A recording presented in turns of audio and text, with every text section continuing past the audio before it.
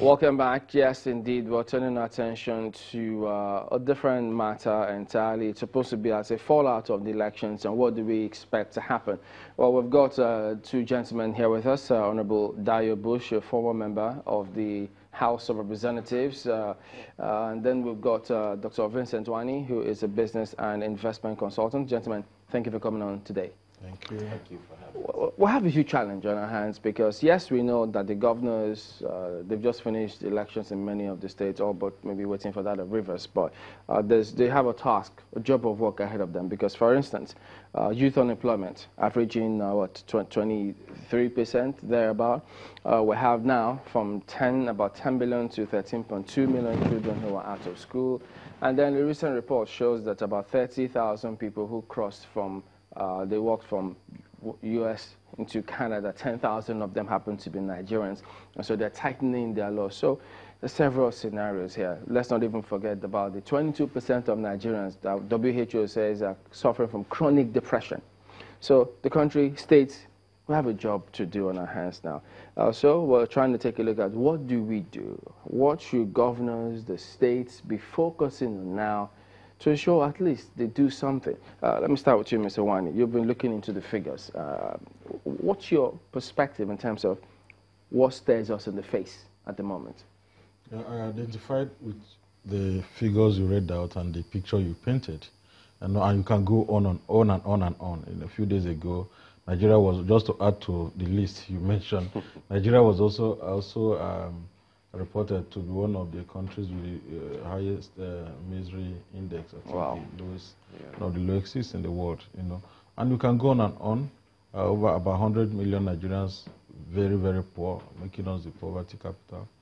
These are not good news. And like you said, governors, leaders at the subnational level have a lot of work to do, as much as the ones in Abuja, the federal. And for a long time, we have really paid so much attention, put so much weight on Abuja as if that is the only place where the solution will come from. But that's not the case.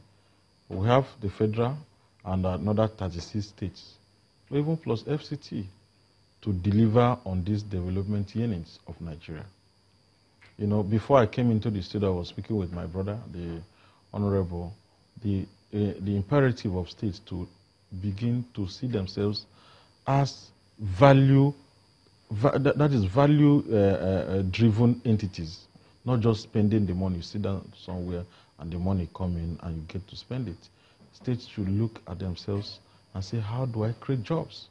Not appointing people into government and one governor having 2,000 essays and the list, the name, or to call some of them.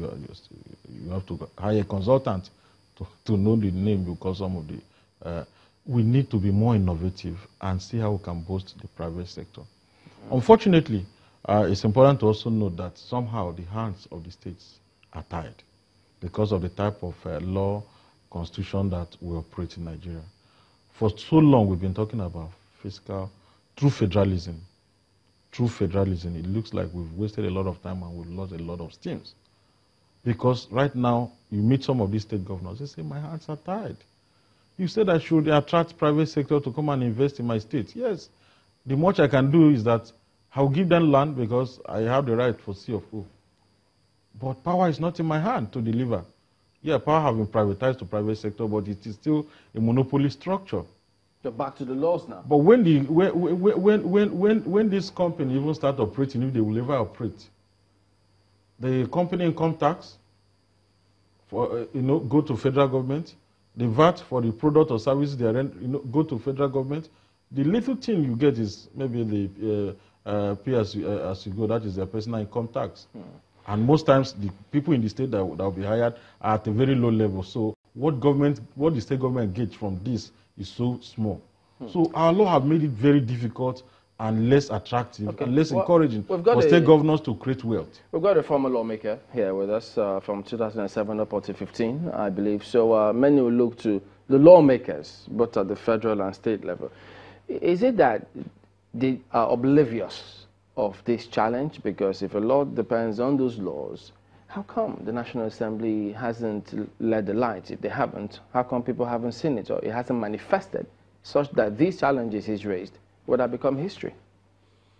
Well, we need to understand one thing. First of all, we need to understand the difference and the separation between politics and governance. We need to know where politics stops and where governance starts. However, we still haven't gotten to that point where we're able to realize it in time. How do I mean? When you're contesting or you're running for elections, you should have you should have certain beliefs. What am I going there to do? That should be the first thing the electorate should ask. Now, it's like assembling a team. We seem to always look towards the executive arm, and we let go of the policy-making bodies, which is the lawmakers. Now, I don't want to agree with the fact that quite a number of, from my point of view now, quite a number of governors are saying our hands are tied. There's what you call the Governors Forum. Excuse me. Excuse me. It came about for a certain reason to make things easier. Where the governors, to a certain extent currently, most governors still enjoy this high level of influence with their representatives or their lawmakers. I want to believe a good rapport, where certain things can be identified and say, you know what, let this be the position of the state, of the party, or of the region. Then it makes things easier. But I think we haven't realized that, or we haven't done that yet. What exactly are we embracing? For example, we need to know the challenges you just highlighted. They're true, though I didn't put them, but these are figures, data that are out there in the public domain. Now, it's important, you said, what do we do? It's important for, I hope all the lawmakers are listening in on the program, where they now understand the problems facing Nigeria and decide this is what we're going to do. Okay, we'll take it from that point when we'll come back in a moment. Stay with us.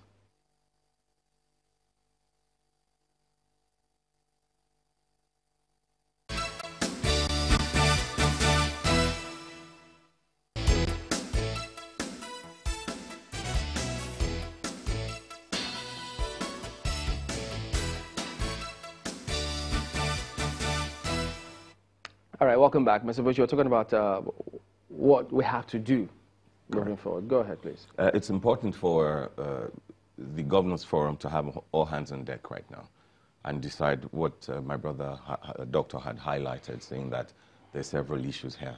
There is need for us to take a look at our laws all over again.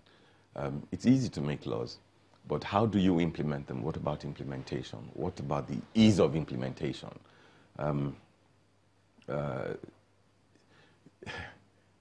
Take, for example, you talked about unemployment. Yeah. We're talking technology.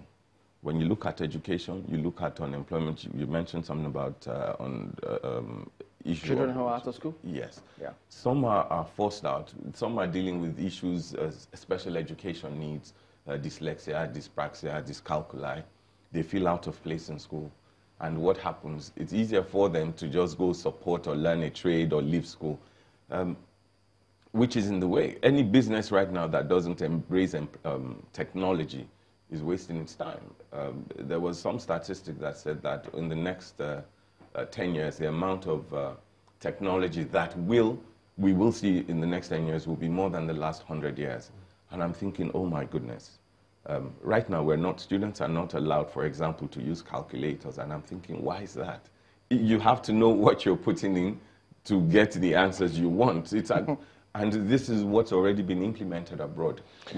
Mr. Levishu, do you think that states, yes, former governors or even incumbent governors or incoming governors, do you think they're even aware of the economic potential of each of their states? It'll be hard to speak for them, to be honest with you. No, I mean, do you think? What I think would still be speaking for them. However, we would have to base it on what we see. We would have to base things on performance. No, I'm talking about the natural resources or the capacity for the states themselves to produce, to create wealth or to create opportunities. For instance, we know that, Benue State is called the food basket of Nigeria. Kebbi State is known for rice and stuff like that. Do you think these states even are aware of what they have?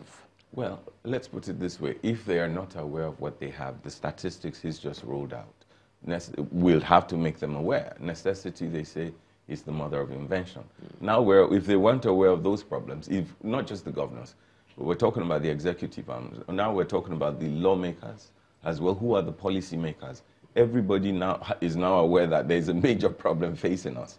And how do we move forward from there? It means that we don't have time for the executive and the legislature knocking heads. We don't have time for that anymore. The most important thing should be issues of national interest. It doesn't matter what party divide. Whether you're PDP, APC, whatever, we're sitting under the same sky. Okay. Mr. Wani, Dr. Wani. Thank you very much. One of my first comments would just be to also told the same line that the governors should understand that there are times for governance and there are times for politics. 2 days ago, I was touring some Niger Delta states, and the colleague from abroad were together. I asked a question. He said, all these billboards, I've not seen advert for products, for services. It is just the faces of politicians, of the faces of faith sector and their wives I'm seeing. There's a foreigner drawing attention to the fact that nothing is going on here apart from politics and religion. So it's something that we need to look at. And you see some estates springing up as we are moving, so, okay, residential, and the guy asks, where are the industrial parks? These are questions. And the other point is, how can you power the industrial park? You talk about Yobe, Benue State, is the governor, do they actually know the potentials in their state? I believe they know. It's been a tradition now that states now come up with investment summit here and there. So at least that forum, or that forum enough, is a good platform for them to understand their potentials in terms of natural resources, in terms of weather conditions and everything. Unfortunately, like I said before, that somehow the hands of these state governors are tied. For natural resources, you cannot mine the natural resources in your state because it is in the exclusive list. You need permission. You can't even touch that. So no matter how aware you are about your natural resources, you can't touch it. These are the areas we're talking about through federalism, where we can begin to unlock opportunities from the federal level.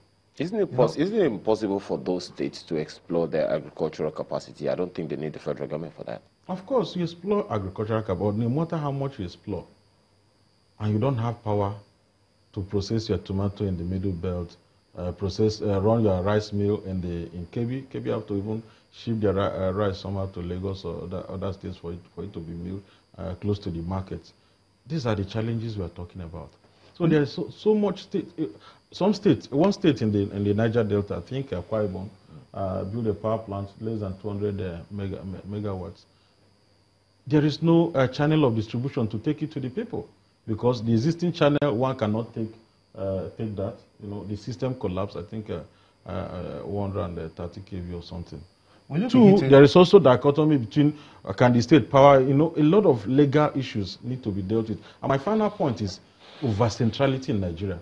Lagos State a year, 2 years ago was talking about embedded power projects. And we in the private sector were saying, fine, we will know we pay more, but on uninterrupted power supply so that we will jettison our power plants, individual power plants in our factories.